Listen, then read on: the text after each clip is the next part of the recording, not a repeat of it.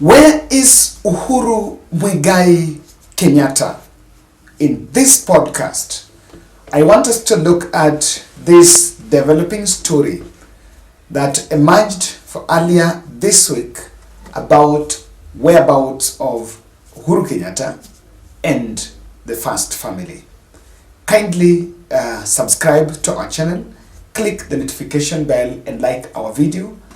I want to ask you that we are doing 100 subscribers challenge. I know we've always done challenge to support people, but now to support this podcast is road to 60,000. So just 100 subscribers per day. Just confirm your subscription. You click the notification down there.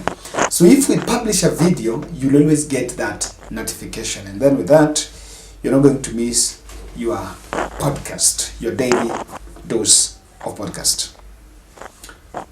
Uhuru Muigai Kenyatta, the fourth president of Republic of Kenya, has been missing in the picture. And his recent public appearance was when he was in Uganda, accompanied by Ambassador Kamau, his brigadier, Lieutenant Brigadier Mwanyika, and led a delegation with a delegation from the Nairobi DRC peace process to meet Museveni. And after that, there was also another photo of him hanging out with Museveni's first son, who is currently vying for presidency in Uganda.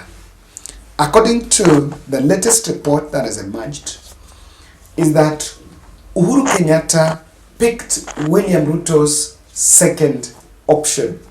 I don't know that second is from the first option. And Uhuru Kenyatta decided to move his business headquarters from Nairobi, the Valley Road building, and the one for Brookside offices in Ruiru, headquarters from Ruiru, to Marina residence in Dubai. And according to that report that I was just reading this evening, is that he relocated with even some members of his family. In last year, February, Uhuru Kenyatta, when he was a president, bought some residential place in Dubai known as Marina. And he's been resting there for quite some time. I remember a story by Aoko that Uhuru had met Murkomen in Dubai sometime in June. And as you can realize as we speak, there seems to be total silence about the presence and where Uhuru Kenyatta is. Now, what is behind this? What is the political interpretation of this? And how did this happen? How did it arrive at this? I want us to make at this few developments around Uhuru Kenyatta.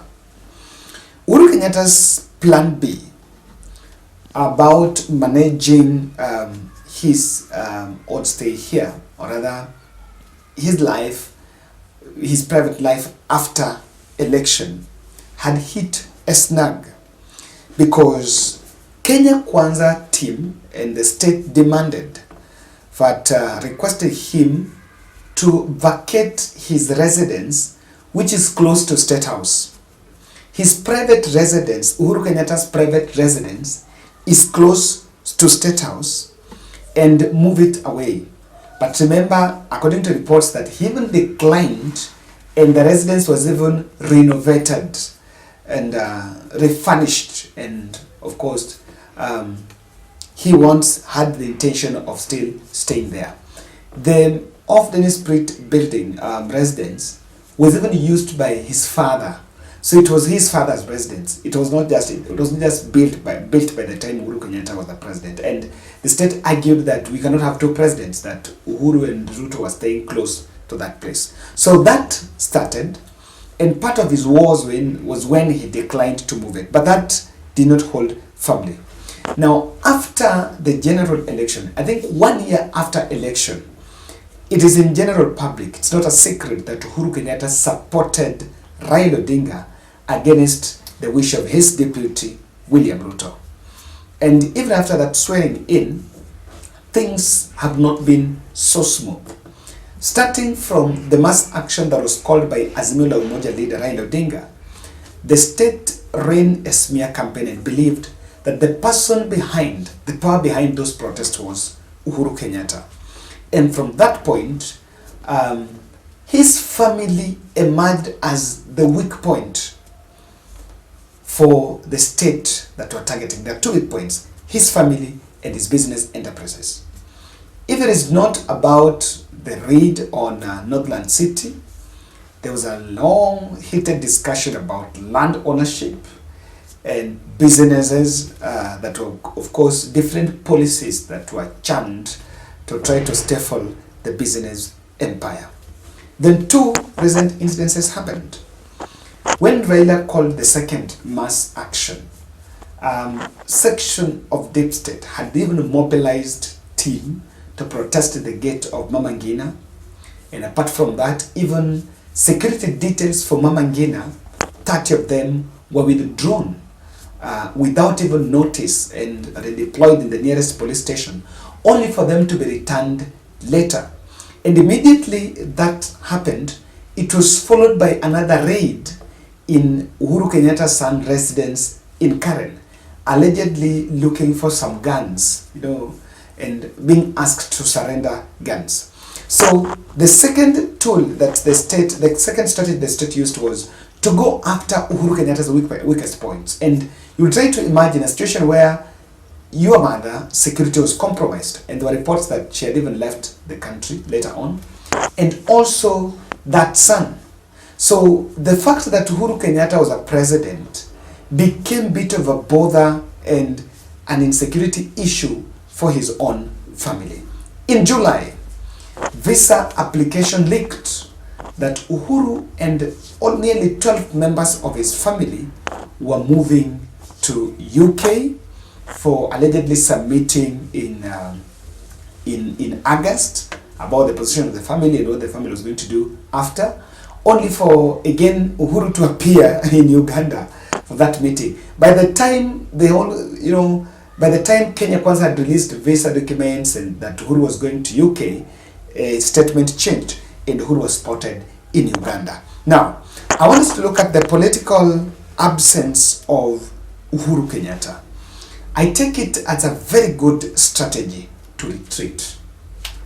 In politics or even in war, there is also a time you know when to retreat and when to appear. There have been constant push. This has been by Kenya Kwanza to make sure that Uhuru Kenyatta is off the Kenyan political picture. And even the Jubilee Party takeover scheme was part of the frustration effort to ensure that Uhuru Kenyatta is not still a political machinery. And that has been the push. All this was targeting Uhuru Kenyatta. That political retreat has three objectives according to me. Number one, Uhuru is clearly disarming Kenya Kwanza of the scapegoat card. There has been a long scapegoat, and I said that Uhuru dilapidated the economy. We inherited dilapidated the economy, or Uhuru destroyed the economy, was not going to be potent until 2027. And true to that statement that I said in this bold podcast, it is nearly a year after the election. It is not possible, and it will not make a lot of sense if you will come and tell people now that things are not moving because of Uhuru Kenyatta. They are politicians that launched their career and they got vibrance by attacking Uhuru Kenyatta. I had mentioned about it. And these were the young politicians from the mountain. Even Kanini Kega and Sabina Chege were trying to gather some political clout simply by going after Uhuru Muigai Kenyatta. And now, his absence from the space has disarmed that group of a political clout. Number two. Now, Uhuru absence leaves a very golden vacuum. The golden vacuum will leave political formations, as 2027 politics gathers momentum, takes shape, if it can take shape and a politician or a force can emerge away from Uhuru Kenyatta influence, then that is what can be seen as genuine. You know, if Kalonzo Musyoka is to launch his presidential bid, or any politician launch his presidential bid, and Uhuru Kenyatta is to attend such an event, or any other event by Kenya Kwanza, or even a burial ceremony, or any state event, and that is seen by Azimio and is attended by Uhuru Kenyatta, that event turns, the vector points at Uhuru Kenyatta's involvement in politics. They want, and Uhuru wants Kenyans to forget about him. I think that is tactically right, so that Kenyans will make judgment based on what they are seeing, not Uhuru Kenyatta emotions that has been used for long. And he has also realized that Uhuru Kenyatta attack is normally a diversionary tactic. When government is doing something, you know, he has all the intelligence, and he knew very well that when government does something, government always want to divert the attention. They've always been using Uhuru Kenyatta. Then lastly, I think the attacks, there was clear signs that William Ruto did not have respect and was non-committal on protecting Uhuru family. And I think, sorry, this could still have been arrived at, that Uhuru wanted to protect his family. Ladies and gentlemen, that is my take, and I think it's a blessing in this case. I was reading that Uhuru is the person that even brought Suluhu for the mediation talks between Ruel and Ruto. And Ruto declined because he knew Uhuru was in it, because Suluhu was spending in a hotel that belonged to Uhuru, huko Masai Mara. So it's beaten it. I think it's something that will work well for the politics, so that people stop blaming Uhuru Kenyatta for everything happening in the country. Thank you.